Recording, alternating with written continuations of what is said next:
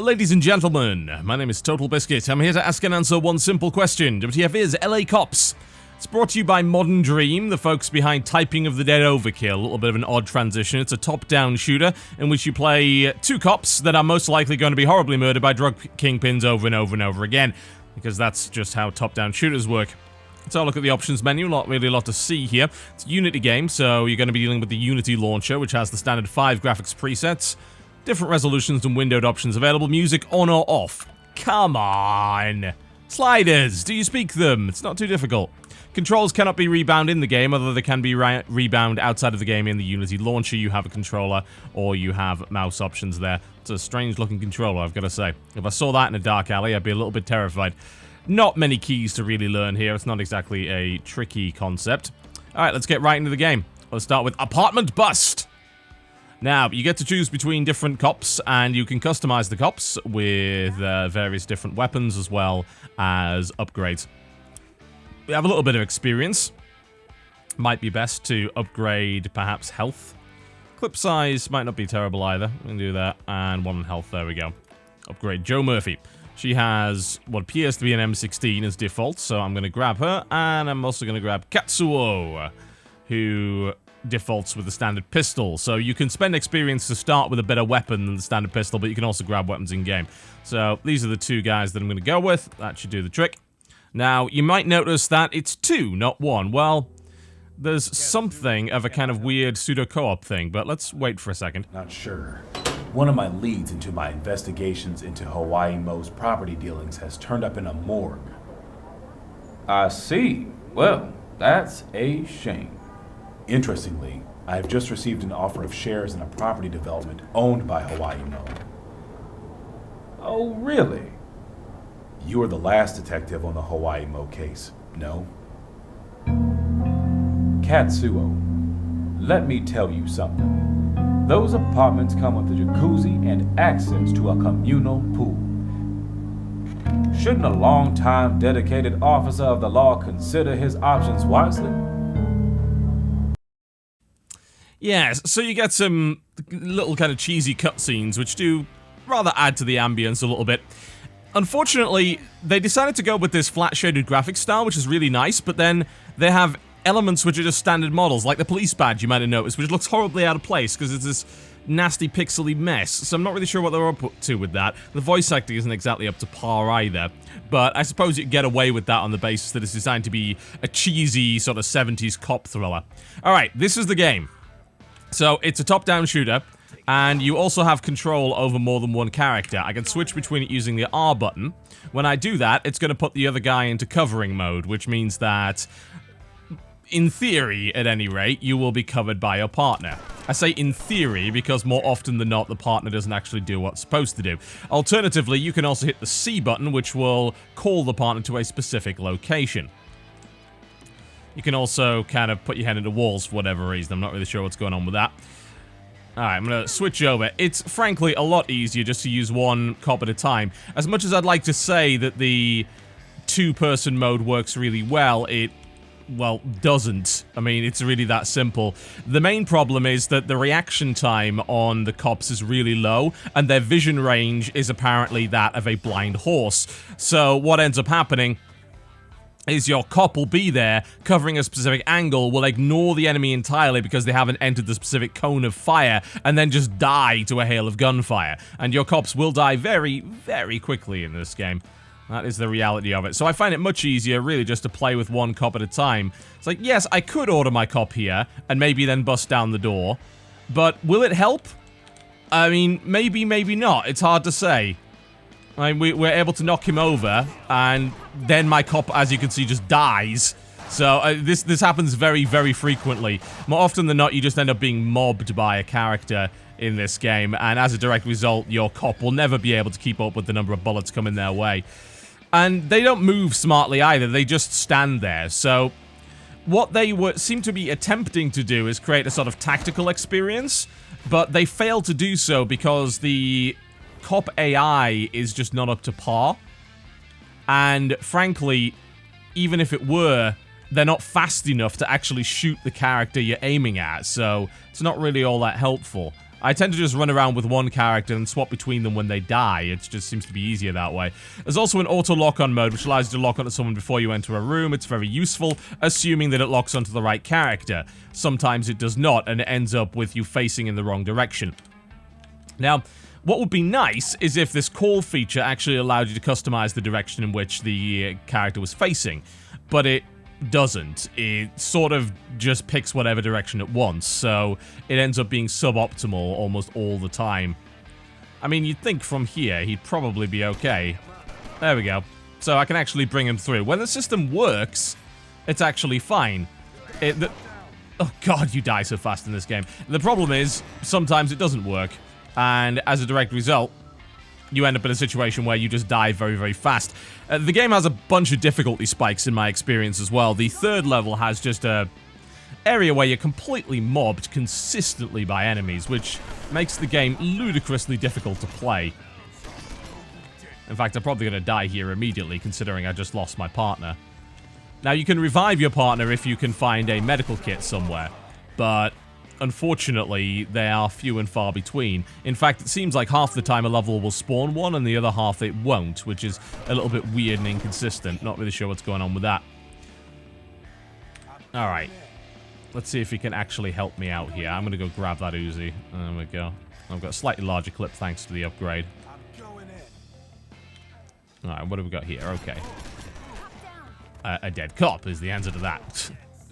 Well, I was hoping to show you some more tactical gameplay, but more often than not, you just end up getting bum rushed off screen. Now, in a game like Hotline Miami, for instance, which this game I think is at least inspired by to some degree, you have the ability to zoom out with the shift key to a great degree to see what's coming at you. The problem is, in this game, this is as far as the zoom goes, which means it's entirely possible for an enemy to rush you, and in fact, a large group of enemies to rush you and kill you.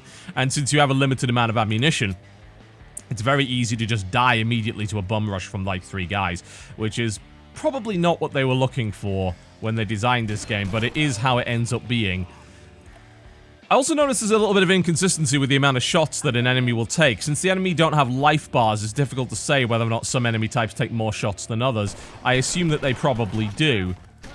The gun accuracy is also a little bit off, I've got to say. Let's give it another shot. It seems like the game was designed to be played by using... There we go, so I can actually kill him there. It seems like the game was designed to be played using that auto-lock-on functionality. But, of course, that's the least fun way to actually play it. Now, once you auto-lock onto something, it's kind of hard to not lock onto them. As you notice there, I got stuck on the lock-on, and then I ended up getting killed, which is not particularly helpful. If there is a button to cancel out of that, I have yet to discover it. That's probably something I need to look into. Now there's like 5,000 guys, so this is going to be difficult, to say the least. There we go, we're able to mow them down, thankfully. Don't know if we'll get any further than that, but we'll give it a shot. Anyone got a good gun? There we go, that'll do the trick. Of course, when you enter a room just on its own, and there's a guy you can just easily lock onto, then really the combat's not a problem at all. It's when dealing with multiple enemies that the combat becomes a bit of a nightmare. It's mostly just because you die so damn fast, and the weapon's accuracy is questionable. I think it's probably to do with the perspective, really. Like, you'd think as long as you hover your cursor over something that it is going to die, but half the time it doesn't seem to, so I'm not 100% convinced. And it would be okay if the tactical gameplay was better. I think, you know, the tactical gameplay is an interesting idea, ordering your partner around, having them cover you, but in reality, actually getting them to aim in the right direction, as you can see, is a bloody nightmare. And then usually they just get in front of the door so you can't actually open it in the first place, which is really not that helpful. You know, was I covered by my partner there? No, I wasn't. She didn't do anything, and then she got shot. So, it ends up just being a bit frustrating, really. It's the kind of game that I think would probably end up working better as co-op, but you can see what they were trying to do with it. They were trying to make the top-down shooter experience just that little bit more tactical, but you need a few more orders. Like, I need to be able to order my guy to kick that door open, for instance. As it stands, he's actually going to stand in front of the door. The door is then going to explode, my cop partner is then going to die, and then I'm going to be shot. So, it doesn't work the way that it's designed to work. If it did, then this would be a much better experience, because there would be a bit of a unique spin on the, hey, it's a top-down shooter idea. It's like, yay, a top-down shooter, we've got lots of those. Yes, we do. I'm not actually sure how my guy behind there died, but she did. Yeah, we have a lot of top-down shooters. We've got a lot of twin sticks as well, but if you add that tactical element in, then it actually becomes a little bit more unique. In fact, half the time it just seems to make more sense just to run and gun, because your tactical options are so limited, you really only have the ability to either move one of your cops or switch to the other cop. I was talking about that gun accuracy earlier. We have the same issue right there. It's going to get shot down so I can do it again. I think health bars would certainly be more helpful. Would make it a little bit more clear. Alright, well. Worked fine with... I mean, how many gunshots does that guy actually take? We just don't know. It's a bit of a mystery. We killed 2 guys with 1 shot there, and he took 3. I just don't know. There's a lot of inconsistency there. It really just comes down to player feedback, so... there's not a huge amount to really like here. I think the theme potentially was great. Potentially. The problem is that it just ends up being a bit of a mess. Like, the level design is not particularly good. The fact that you can aggro, like, 5 or 6 guys at once and then just die as a direct result of that is, in my opinion, fairly poor design. It's very easy to aggro several rooms worth of people. It's not like you have silenced weapons or anything like that. So the actual tactical element to it is minimal at best. And I would just like to see the ability to control my other partner much, much better than it currently has. I mean, right now, since I'm locked on, I couldn't even pick where my partner would actually move. And, I mean, why did he get shot there? He had the guy clear as day. No problem at all. He was just standing there, right in line of sight with a shotgun. He should have had him immediately, and he didn't because reasons. I don't know why. Couldn't tell you. And God knows that I don't think I'm going to be able to bust through this now. That seems very unlikely. Half the time it seems like you get 1 shot, and half the time it seems like you can take 4 or 5 bullets as well. I'm really not sure what the inconsistency is there either. I got a health upgrade for this character, and she still died in 1 shot from halfway across the room, so don't really know what's going on with that. Oh, my partner actually did something useful for a change. That was nice. Yeah, so for me, LA Cops is very much a failed concept. I like the theme. I like the aesthetic as well. The flat shaded stuff is pretty cool. But in terms of its gunplay, it's inconsistent. In terms of its tactical play, it just doesn't work half the time. It really just does not work. And that's a huge problem, because that's the way that your game was designed to operate. So I don't really know what to think of it, other than I'm not really the world's biggest fan of it. I don't even know why that missed. The crosshair was right on his head. I couldn't even explain that to you. Ugh. LA Cops just ends up being a frustrating mess. It's a nice concept that's just not well executed. If they add additional, which is unlikely, but if they add additional options to control your partner character, or they add an actual co-op mode in, then I have a feeling that I'd probably end up enjoying it. But as it stands, the way that it currently works, which is not very well, I have difficulty actually finding a lot of fun. For God's sake, there's like 50 of them! Come on! Yeah, I'm done with LA Cops, I'm afraid, you know. Nice theme, poorly executed mechanics, not a great deal of levels, as you can see. The replayability seems to come in the harder difficulties. I can't imagine wanting to play this on any harder than normal. It's already frustrating as it is. It has no multiplayer mode. And overall, while the production values are fairly reasonable, the gunplay and the way that your partner controls is just hopeless.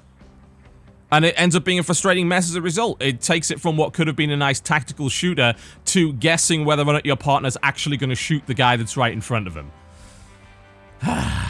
Yeah, no more LA Cops, thank you very much. It's available on Steam for the low price of $12.74, or your regional equivalent. My name has been TotalBiscuit. Thank you very much for watching, and I'll see you next time.